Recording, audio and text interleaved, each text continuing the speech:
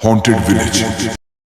कभी किसी ने कहा था, सपने सिर्फ हमारे दिमाग का खेल होता है, लेकिन अगर वही सपना बार बार आने लगे और उस सपने में दिखने वाला चेहरा आपको हकीकत में भी दिखने लगे तो क्या होगा। राघव के साथ कुछ ऐसा ही हो रहा था। हर रात वही सपना, वही वीरान गांव और वही लाल आंखों वाली बूढ़ी औरत। क्या ये सिर्फ एक सपना था या किसी अज्ञात आत्मा का संदेश।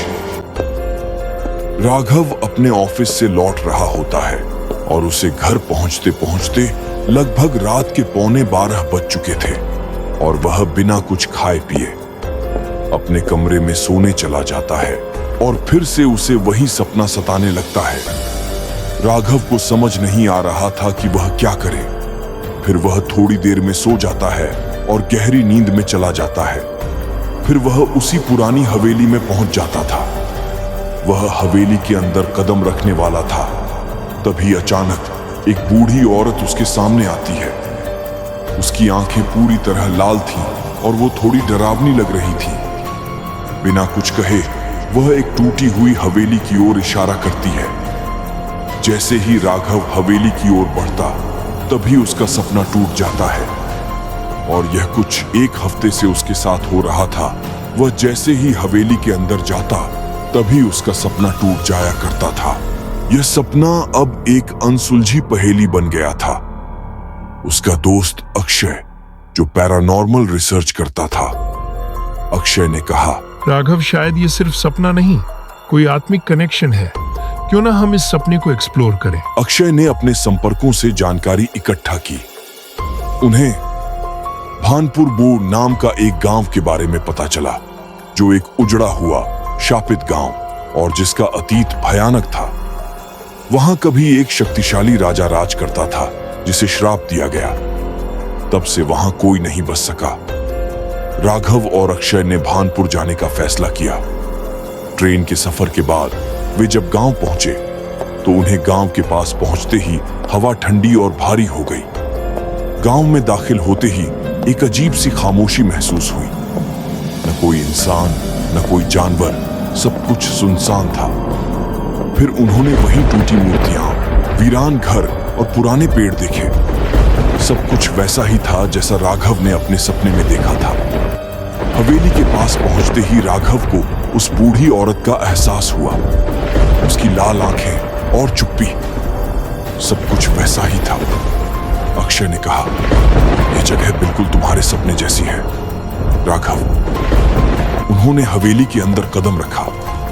अंदर का माहौल अंधेरा, धूल भरा और टूटे हुए सपनों का कब्रिस्तान था। दीवारों पर बने राजा महाराजाओं के चित्र थे। तभी उन्हें एक कमरे से कुछ आवाजें सुनाई देने लगी, जैसे कोई मदद मांग रहा हो। वे दोनों उस कमरे की ओर बढ़े। तभी उनकी नजर दीवार पर पड़ी और उस पे लिखा था, मुझे बचा लो और यहां से निकाल लो। दरवाजे पर जंजीरें लगी हुई थीं और ऐसा लग रहा था जैसे किसी ने मंत्रों से इस दरवाजे को बांध रखा हो। राघव और अक्षय को लगा कि यह कोई धोखा हो सकता है। तभी उन्हें एक पुरानी डायरी मिली, जिसमें एक दासी की कहानी लिखी थी। उसे उसके प्रेम के पाप के लिए जिंदा ही हवेली में कैद कर दिया गया था। उसी दिन से हवेली को शापित मान लिया गया। उस दासी की आत्मा आज भी मुक्ति की तलाश कर रही थी। राघव को समझ नहीं आ रहा था कि क्या यह दासी वही बूढ़ी औरत थी जो सपने में आती थी, या कुछ और। उन्होंने रात को हवेली में रुकने का फैसला किया।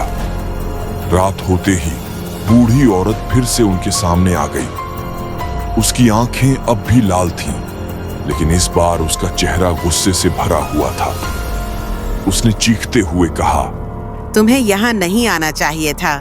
बूढ़ी औरत ने उन्हें बताया कि यह हवेली सिर्फ एक श्रापित मकान नहीं, बल्कि वह कैद खाना है जहां कई आत्माएं फंसी हुई हैं।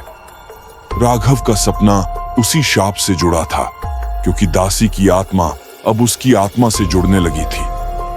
उसका प्रेम अधूरा रह गया था और उसकी आत्मा अब भी आजादी के लिए तरस रही थी।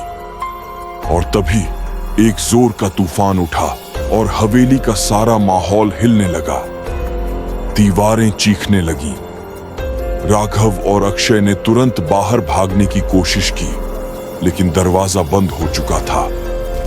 अंदर से एक भयानक आवाज गूंजने लगी। राघव ने तेज तेज से दासी का नाम पुकारा। उसने कहा, कमला, हम तुम्हें आजाद करते हैं, तुम यहां से चली जाओ।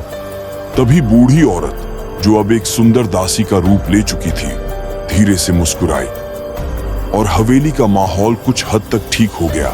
तूफान रुक गया और दरवाजा खुल गया। जब राघव और अक्षय बाहर निकले तो पीछे मुड़कर देखा। हवेली अब भी वैसी ही थी, लेकिन उसका बोझिल माहौल थोड़ा हल्का लग रहा था। गांव से निकलते समय राघव ने उस दासी को देखा तो उसे धीरे धीरे अपना प्यार याद आने लगा। तो दोस्तों, कहानी यहीं खत्म नहीं होती है।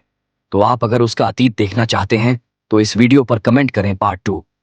और दोस्तों, आप लोग हमारे चैनल पर न्यू आए हैं तो इस वीडियो को लाइक, चैनल को सब्सक्राइब एंड बेल नोटिफिकेशन को ऑन एल पे सिलेक्ट जरूर से कर लेना। तो दोस्तों, आपको ये जानकर बहुत खुशी होगी कि मैंने इंस्टाग्राम आईडी बना ली है। आप लोग जल्दी जाओ और उसे भी जाकर फॉलो करो। मैंने कमेंट बॉक्स और डिस्क्रिप्शन में लिंक दे दिया है। आप लोग वहां से जाकर मुझे फॉलो कर लो और आपके साथ कोई दुर्घटना हुई हो तो मुझे उसे शेयर करो। मैं उसी पर हॉरर स्टोरी जरूर बनाऊंगा। तो आपको ये वीडियो अच्छी लगी तो लाइक करना ना भूले। तब तक के लिए bye bye and take care.